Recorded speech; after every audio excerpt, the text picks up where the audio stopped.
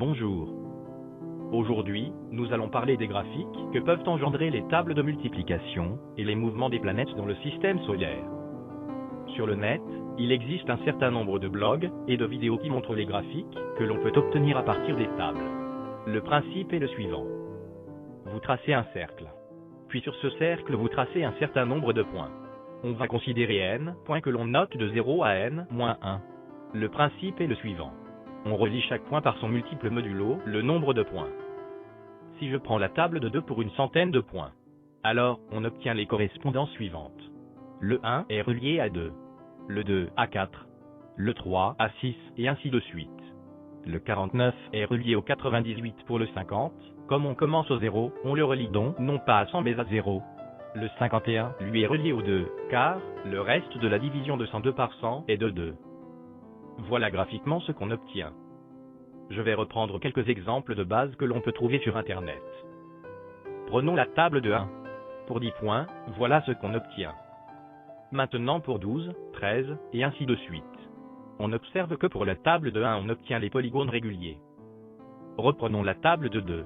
Pour 1 point, 2, 3, et ainsi de suite.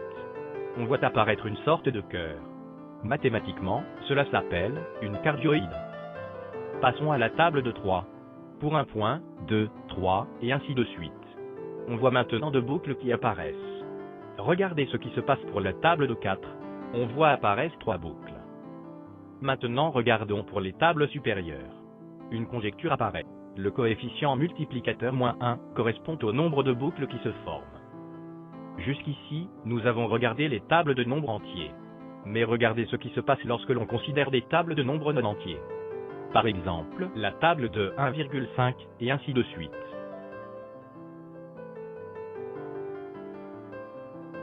Regardez la table de 1,88 et 1,1,62. Nous reviendrons là-dessus dans quelques instants. On pourrait afficher ce type de graphique d'une autre façon. En effet, prenons deux points qui se déplacent sur un cercle différent, et relions les points entre eux. Ces deux points ont des vitesses différentes. Finalement, en approximant les orbites des planètes par ces cercles, même si leurs orbites sont des ellipses avec une très faible excentricité, on peut modéliser le déplacement des planètes dans le système solaire, en donnant des vitesses de déplacement correspondant aux périodes de rotation autour du Soleil. Prenons par exemple le déplacement dans le référentiel héliocentrique, le Soleil au centre, l'orbite de la Terre et celle de Mars. La Terre met 365,25 jours pour faire le tour du Soleil. Mars met 687 jours. Le rapport arrondi des périodes est de 1,88. Or regardez ce qui se passe.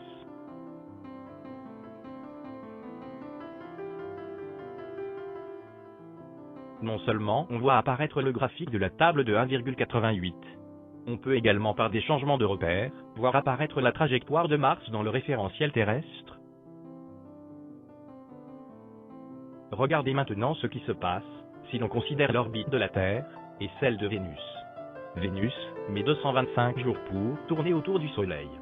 Le rapport des périodes est donc de 1,62. Que se passe-t-il entre Mars et Vénus? Le rapport des périodes est presque de 3.